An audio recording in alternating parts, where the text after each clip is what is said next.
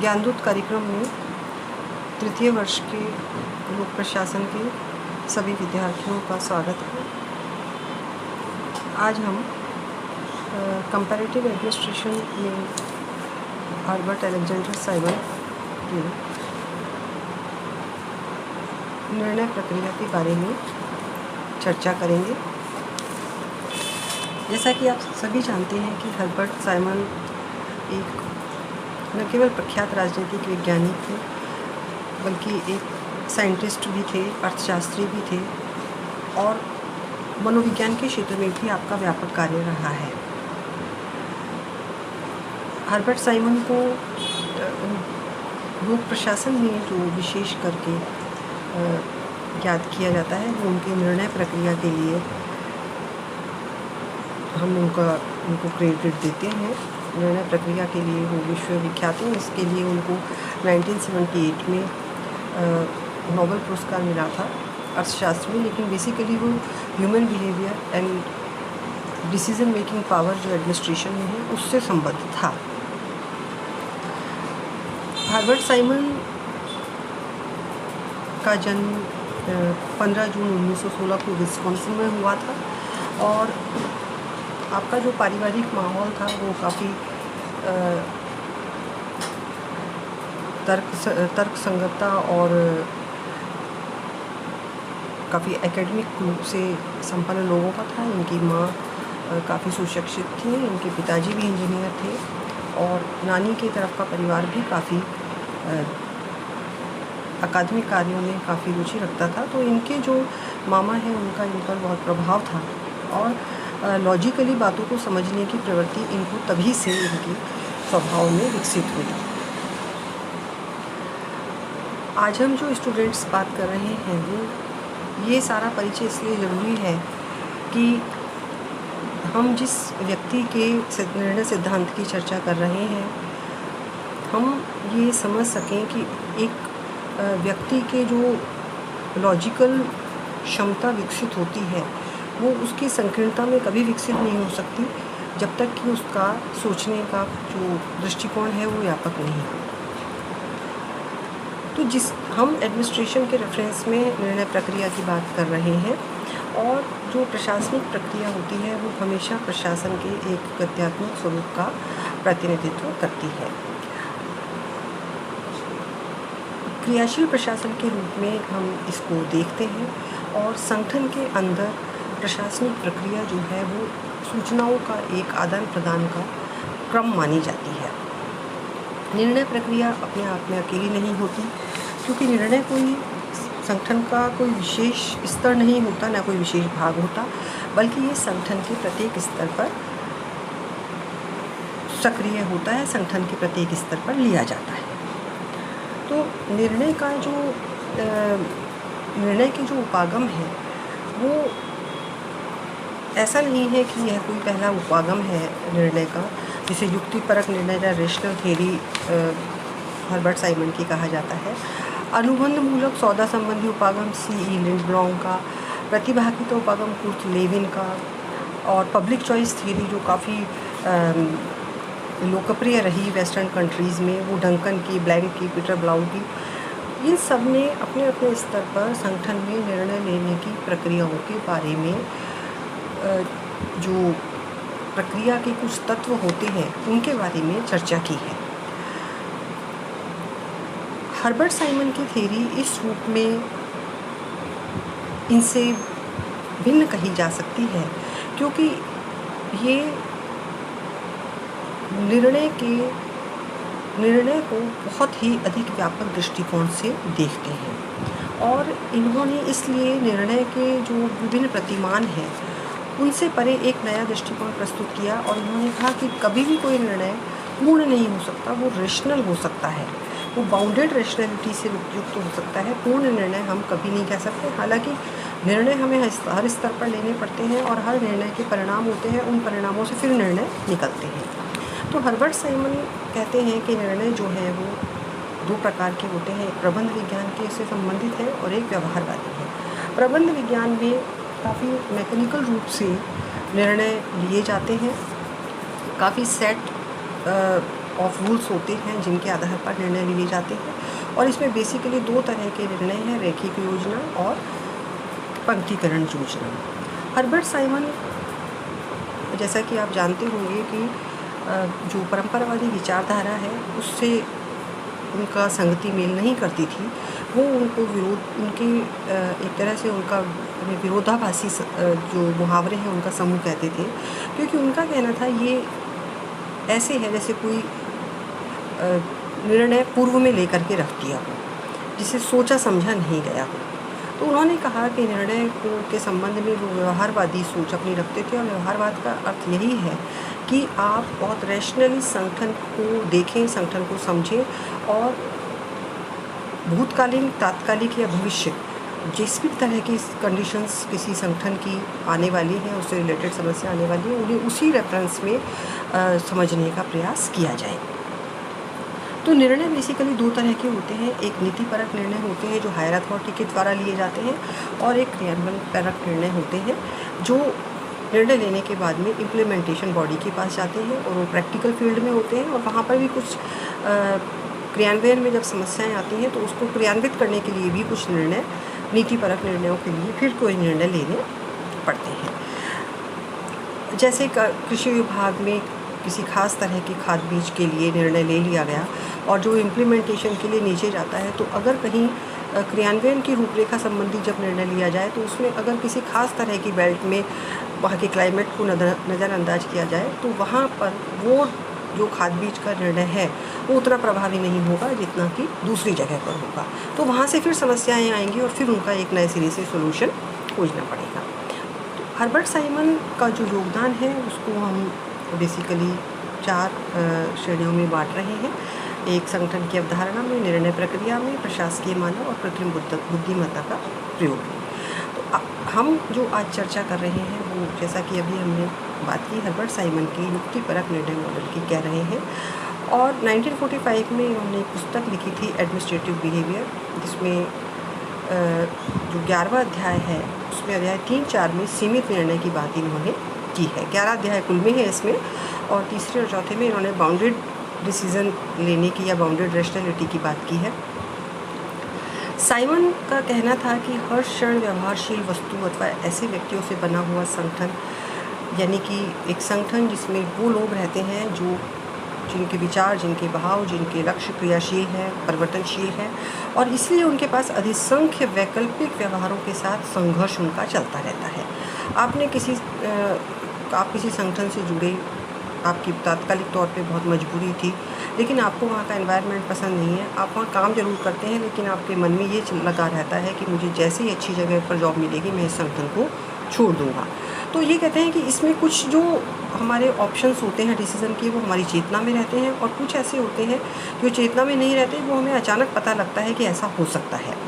तो निर्णय अथवा चयन एक प्रकार की प्रक्रिया है जिसमें हर क्षण व्यवहार के लिए कोई विकल्प लिया जाता है, और उसका चुनाव हम कर लेते हैं, उस पर अमल करते हैं, और फिर हम आगे बढ़ जाते हैं। फिर कोई नया विकल्प मिलता है तो हम उस पर भी विचार करते हैं। हर्बर्ट साइमन कहते हैं कि किसी भी एडमिनिस्ट्रेटिव ऑर्गेनाइजेशन में निर्णय निर्माण के 3 स्तर होते हैं। एक इंटेलिजेंस चॉइस होती है, एक डिज़ाइन एक्टिविटी होती है, और एक चॉइस एक्टिविटी होती है। जो इंटेलिजेंस एक्टिविटी होती है वो होती है कि आप जिस संगठन में हैं और जिस पद पर है उससे रिलेटेड जो आपको काम आता है, तो आप उसमें निर्णय लेने के अवसर कैसे ढूंढते हैं, और उन अवसरों में आप महत्वपूर्ण आधार कैसे ढूंढते हैं। जैसे कॉलेज एजुकेशन में आपका आनंदम कार्यक्रम चल रहा है, उसमें अलग अलग कॉलेज में अलग प्रभारी अलग अलग ढंग से इस आनंदम कार्यक्रम को संचालित कर रहे हैं। कुछ प्रैक्टिकल काम पर बहुत जोर दे रहे हैं, कुछ थ्योरी प्रैक्टिकल दोनों पर जोर दे रहे हैं, लेकिन उनका प्रेजेंटेशन सबका डिफरेंट है। तो काम एक है, लेकिन उसमें कैसे डिसीजन लिया जाए ये सब अपना पर्सन टू पर्सन वेरी कर रहा है। वो कहते हैं कि ये इंटेलिजेंस चॉइस होती है, ये आपकी बुद्धिमत्ता होती है कि आप किसी काम को करने का अवसर कैसे ढूंढते हैं। दूसरे वो कहते हैं कि उसके बाद जब आपने अवसर ढूंढ लिया, तो फिर जब आपने निर्णय लेने का अवसर ढूंढ लिया, तो आप डिज़ाइन एक्टिविटी में आते हैं, जिसको संरचनात्मक गतिविधि कहते हैं। काफ़ी महत्वपूर्ण होती है कि आपने ढूंढ लिया कि आपको निर्णय लेना है, कोई निर्णय लेना है, तो फिर आप उस निर्णय में विकल्पों की तलाश करते हैं, विकल्पों की खोज करते हैं। विकल्पों का कितने ऑप्शन आपके पास हो सकते हैं, 1 है, 2 है, 3 है, 4 है और इससे ज़्यादा है, तो फिर उसमें बेहतर, सबसे बेहतर, कम बेहतर, बिल्कुल सामान्य, इस तरह से करके आप विकल्पों का स्तरीकरण करते हैं। जब विकल्पों का स्तरीकरण हो जाता है, उसके बाद में उन विकल्पों से रिलेटेड जो इमेजिनेशन हो सकती है कि उसमें आपको क्या, वो विकल्प चुनने में आपको क्या लाभ है, क्या हानि है, उस पर विचार किया जाता है और विकल्पों की जांच की जाती है। यानी कहने का मतलब ये है कि डिज़ाइन एक्टिविटी में आपके सामने जितने ऑप्शन हैं, जैसे आपको एडमिशन लेना है, आपने कई जगह फॉर्म भरा और उसमें कुछ आप ये कंपैरिजन करते हैं कि इसमें 2-3 कॉलेज में मेरा आ गया, इसमें द बेस्ट कॉलेज कौन सा है, और अगर ये बहुत दूर है तो इससे बेटर ऑप्शन में, इससे कम में मेरे को इन दोनों में से कौन सा चुनना है। तो जब आप विकल्पों की जांच कर लेते हैं तो उसके बाद चॉइस आपके सामने होती है, आपको निर्णय लेना ही पड़ता है और विकल्पों की सीमितता जितनी होती है, आपको श्रेष्ठतम विकल्प उसमें से आप ले लेते हैं। विकल्पों के घटा टोप में जो आदमी भटक जाता है, वो फिर आदमी निर्णय लेने में असक्षम हो जाता है। तो इस तरह कहा जाता है प्रशासन में कि निर्णय के 2 प्रकार होते हैं, एक नियोजित या संरचित, अनियोजित या असंरचित। नियोजित संरचित होते हैं कि जैसे किसी ऑर्गेनाइजेशन में रिपीटेड काम होते हैं, बजट आया है, इतना इस पे खर्च होना है, इतना इस पे खर्च होना है, जो स्थायी मद है, सैलरी जानी है, वो उनमें ज़्यादा सोचने की ज़रूरत मैनेजमेंट को नहीं होती। लेकिन जो असंरचित निर्णय होते हैं, उसमें 2 तरह के निर्णय आते हैं, एक गंभीर किस्म के, एक साधारण प्रकार के। तो जो गंभीर प्रकार के निर्णय होते हैं, उसमें बहुत अधिक मेहनत, छानबीन और तैयारी की ज़रूरत पड़ती है। विकल्पों की अधिक विकल्प ढूंढने की ज़रूरत पड़ती है, अधिक तथ्यों को परखने की ज़रूरत पड़ती है।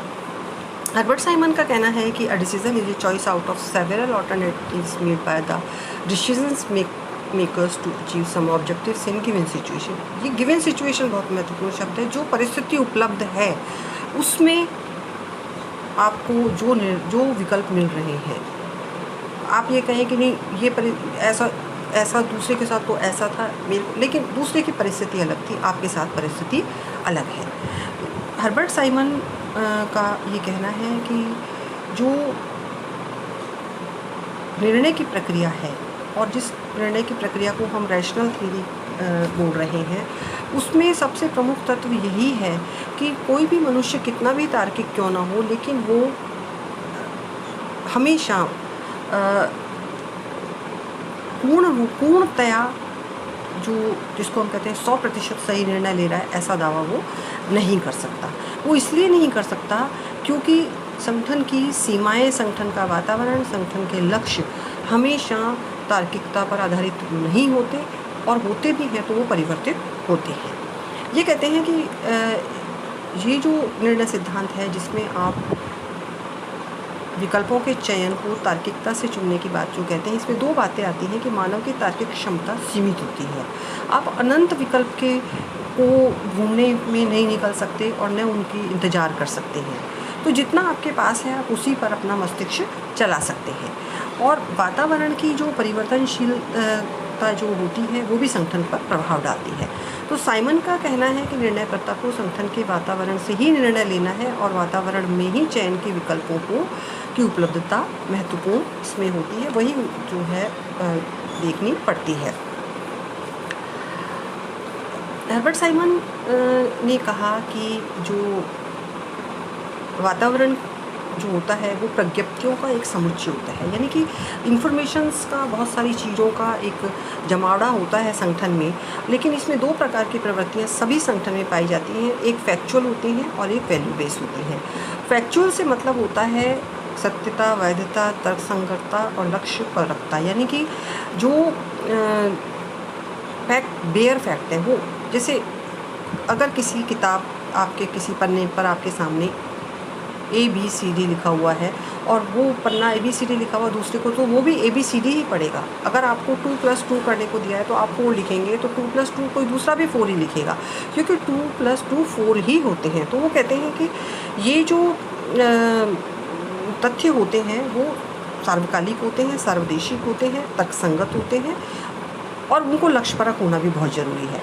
मूल्यपरकता में आपको जब कोई इस तरह के हमने जैसा कहा कि असंरचित निर्णय जब आपको लेने पड़ते हैं गंभीर किस्म के, तो उस समय आपको बहुत सारी चीज़ें जो होती हैं परंपराओं की, अनुभव की, दृष्टिकोण की शामिल करनी पड़ती है। जैसे इस संबंध में हम उल्लेख कर सकते हैं हमारे कश्मीर की धारा 370 का, कि उस समय जो स्पेशल कंडीशंस थी कश्मीर की, उस पर विचार करने के बाद में एक अलग से अनुच्छेद तत्कालीन सरकार ने उसमें जोड़ा। बहुत सारे कारण थे जिस पर जो आप लोग कुछ जानते हैं और कुछ आप अपनी खोज कीजिए। बहुत सारे ऐसे कारण थे कि मजबूरी थी गवर्नमेंट की कि उनको एक अलग तरह का दर्जा देना उस राज्य को ज़रूरी था। तो उस समय के जो अनुभव वो महसूस कर रहे थे, जो दृष्टिकोण था, जो वहाँ की परंपराएं चल रही थी, बहुत सारी चीज़ों को ध्यान में रखा गया। तो इसीलिए साइमन कहते हैं कि फैक्ट और वैल्यू, हम चाहे वैल्यू कितनी भी इररेलेवेंट लगे, लेकिन अगर वो उस डिसीज़न में काम आ रही है तो उसको शामिल करना पड़ता है। बाउंडेड रैशनैलिटी का सिद्धांत जो है साइमन देते हैं, और वो कहते हैं कि ये जो सिद्धांत है ये व्यवहारवादी मॉडल ही कहा जाता है, और व्यवहारवाद में व्यक्ति के व्यवहार को ही ध्यान में रखा जाता है, और व्यक्ति का व्यवहार संगठन के लक्ष्यों में संगठन के वातावरण से प्रभावित होता है, और संगठन का वातावरण वेरिएबल होता है, गतिशील होता है। तो हम किसी भी सिद्धांत को, किसी भी निर्णय को अंतिम नहीं मान सकते। साइमन ने कहा पूर्ण तार्किकता किसी भी प्रशासनिक व्यवहार में उपलब्ध होना संभव नहीं है, और कोई भी सर्वोत्तम निर्णय है ये समय सापेक्ष हो सकता है, लेकिन उसको अंतिम नहीं कह सकते। ये बहुत महत्वपूर्ण बात है। साइमन सीमित तार्किकता को एक व्यावहारिक सिद्धांत मानते हैं, यानी कि आपके संगठन में लक्ष्यों के अनुरूप जो वातावरण आपको उपलब्ध है, आप उसमें से जो डिसीजन ले रहे हैं वही बेस्ट है। अब वो आगे चेंज हो गया परिस्थिति, तो ऐसा हो सकता था, फिर वैसा हो सकता था, तो ऐसा नहीं माना जाता। तो ये उस समय की जो कंडीशन है उसमें डिसीजन लिए जाते हैं। साइमन का ये एक बहुत महत्वपूर्ण चीज़ है कि बाउंडेड रैशनैलिटी जो होती है उसमें संतोष और पर्याप्तता, सेटिस्फाइंग और सफिशिएंट का तत्व महत्वपूर्ण है, और इसीलिए ये कहा जाता है कि पर्याप्त और संतोष, ये जहाँ निर्णय जो ले लिया जाता है, चाहे वो व्यक्तिगत स्तर हो, जो सांगठनिक स्तर हो, तो उसको काफ़ी प्रभावी निर्णय माना जाता है। एक जो बाउंडेड रैशनैलिटी है वो क्यों प्रभावी हो पाती है, क्यों साइमन बार बार बाउंडेड रैशनैलिटी की बात करते हैं? हालांकि वो मानते हैं कि व्यक्ति बहुत तर्कशील होता है, बहुत बुद्धिमान होता है और बहुत होशियार होता है अपने लाभ के लिए, लेकिन फिर भी व्यक्ति के निर्णय सीमित क्यों हो जाते हैं? क्योंकि संगठन के लक्ष्य गतिशील होते हैं, अपूर्ण सूचनाएँ मिलती हैं, समय और धन की भी कभी कभी सीमा होती है, सभी विकल्प नहीं जान पाता कोई एक व्यक्ति, व्यक्तिगत कारण कभी ऐसे हो जाते हैं कि व्यक्ति चाह करके भी निर्णय नहीं ले सकता, और संगठन की नीति और कानून होते हैं। तो किसी भी संगठन में निर्णयकरण का काम जो है वो सांगठनिक लक्ष्यों की प्राप्ति के लिए किया जाता है। हम यहाँ व्यक्तिगत लक्ष्य की बात नहीं कर रहे निर्णय की, लेकिन किसी भी संगठन में निर्णय जो होता है वो सांगठनिक लक्ष्यों के लिए किया जाता है, और इसलिए हर्बर्ट साइमन ये कहते हैं कि जो निर्णय लिया जा रहा है उस निर्णय को नियोजन के साथ में ही बहुत अच्छे से समझा दिया जाना चाहिए, ताकि प्रशासक निर्णय लेते समय लाभ व हानि पर विचार कर सके। साइमन जिसे प्रशासक कहते हैं वो एक्चुअल में उनका जो कॉन्सेप्ट है वो रैशनल इकोनॉमिक मैन का है। ऐसा व्यक्ति शुद्ध और संतुष्टि को एक हाईएस्ट लेवल पर ले जाता है, ऐसा हर्बर्ट साइमन का मानना था। तो तर्कसंगतता के लिए प्रयास करने और ज्ञान की सीमाओं के भीतर सीमित होने वाले इंसान की जो कुछ कार्य प्रक्रियाएं विकसित की जाती हैं वो आंशिक रूप से इन कठिनताओं को दूर कर सकती हैं, लेकिन ये बात तय है कि किसी भी संगठन में निर्णय तथ्य मूल्य दोनों को ध्यान में रखकर लिए जाते हैं, और कोई भी व्यक्ति जो निर्णय लेता